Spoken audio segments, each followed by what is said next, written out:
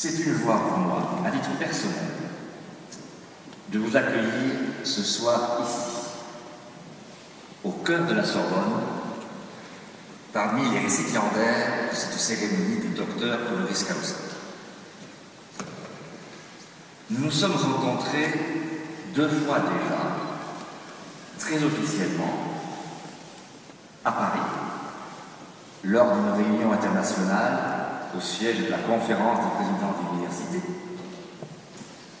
et à Lima, quand vous m'avez reçu à la Pontificia Universidad Católica del Perú,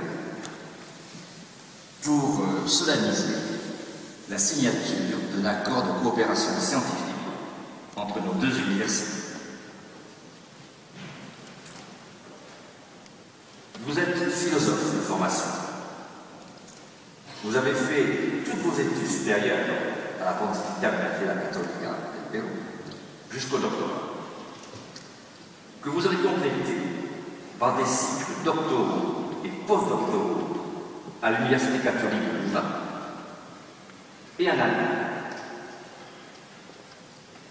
Vous êtes spécialiste de philosophie contemporaine, européenne en grande partie, de phénoménologie, et spécialement aussi de Heidegger, auquel vous avez consacré plusieurs travaux, ainsi que de philosophie, de sociologie du droit. J'ai noté aussi, parmi les cours que vous avez prodigués durant votre longue carrière, des contributions sur Emmanuel Levinas, ce qui me touche particulièrement. Vous avez effectué presque tous vos enseignements à la Pontificia Universidad Católica del Perú, la plus ancienne et la plus prestigieuse de l'Université du Pérou. Vous y avez gravi tous les échelons académiques et administratifs, en y assumant toutes sortes de responsabilités, jusqu'à en devenir 2 fois de suite le président. Vous êtes membre d'innombrables sociétés savantes et institutions académiques qui couvrent d'un vaste champ d'intérêt jusqu'à la musique et au cinéma. Comme vous avez reçu de nombreuses distinctions honorifiques dans l'ordre intellectuel, dans votre pays et à l'étranger, notamment en Allemagne. Vous êtes très important. Vous présidez diverses instances universitaires interétatiques d'Amérique latine, ce qui a un sens particulier quand on est allemand. C'est là un programme bien rempli, qui illustre avec brio la figure d'un grand professeur au rayonnement international. Il est normal que la Sorbonne ait en considération un aspect si vivant de la haute culture latino-américaine, à quoi je suis très proche.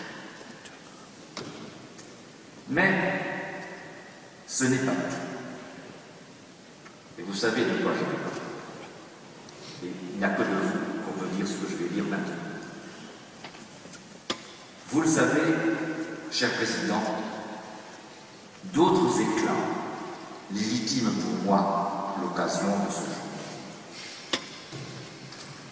C'est qu'un vrai savant comme vous,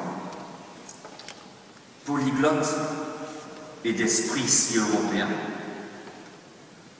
s'enracine dans une pratique de la vie académique dont la vieille Europe, pourtant, n'a ni l'habitude, ni seulement l'équité.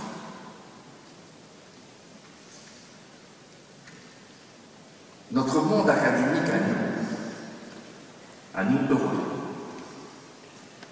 en effet, reste souvent abstrait, protégé, séparé, quand il n'a pas eu la honte de se coucher devant la barbarie qui déferlait autour de lui.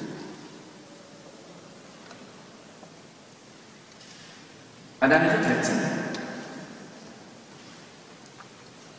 et au Pérou en particulier, pays magique au demeurant pour nous, de ce côté-ci des mers, on sait qu'il existe des milliers de femmes et d'hommes qui sont persécutés, opprimés, massacrés ou qui l'ont été récemment. Et que l'on ne peut pas construire, gérer, régir, faire fonctionner une université comme si de rien n'était, à l'écart de la réalité politico-sociale dans sa violence. Cette dimension, vous l'avez intégrée à l'intérieur même de votre vie académique, comme action, comme position, comme réflexion. Vous avez été ainsi, pendant toute sa vie, de 2001 à 2003, président, je vais dire en français, de la commission Vérité et Réconciliation du Pérou. Commission qui a fait un travail extraordinaire sur le modèle de la commission mère sud-africaine et où vous avez pu et dû montrer la mesure de vos talents de philosophe, de juriste, de citoyen, ainsi que de vos convictions de critique.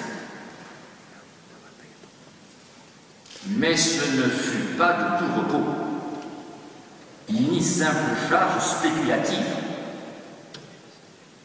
C'était, au contraire, une lutte permanente, réelle, pas un objet de trouble, quasi physique, exigeant imagination, lucidité, intelligence, ténacité et, j'y arrive, courage.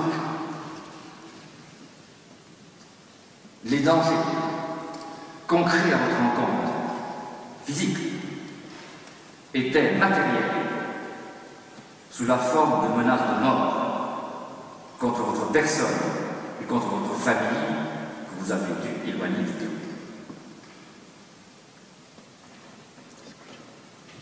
Nous vous devons reconnaissance pour l'honneur des universitaires, et donc respect et admiration. Et c'est aussi plus qu'un honneur pour moi que de vous remettre les insignes du docteur Lustosa de Paris.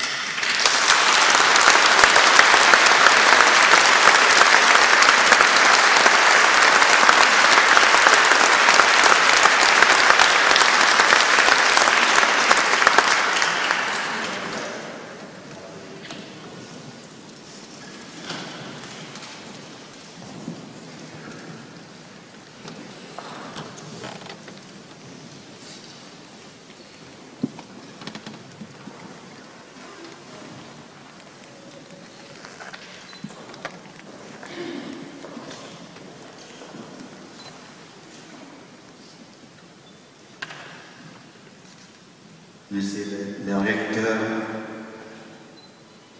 chancelier des universités de Paris, Monsieur le président de l'Université Paris-Sorbonne, Monsieur le recteur de la Pontificia Universidad Católica del Pérou, honorables autorités de l'université, mesdames, messieurs, La distinction que l'Université Paris-Sorbonne me confère aujourd'hui signifie pour moi un honneur auquel je pourrais difficilement répondre avec des mots capables d'exprimer fidèlement l'intensité de ma gratitude. Il ne pourrait pas en être autrement, certes, car en cette occasion, les bénéficiaires de la libéralité de votre université n'est qu'un professeur de philosophie, quelqu'un qui vit depuis très longtemps captivé par la rigueur et les mystères d'une discipline intellectuelle que la culture française a élevée à un niveau de plus brillant, de plus durable. Je serais tenté de dire que cette distinction n'est pas tout à fait méritée si je n'avais pas compris qu'en réalité, à travers ma personne, vous avez voulu honorer aussi deux institutions auxquelles j'étais étroitement lié, l'Université catholique et la Commission de la vérité et de la réconciliation du peuple. La meilleure réponse que je puis donner à cet honneur et aussi au discours qu'avec tant de générosité, Monsieur le Président a bien voulu prononcer, consiste à avouer que ceci ne fait que renouer mon adhésion active à ces valeurs qui ont été développées brillamment par cette ancienne et prestigieuse université.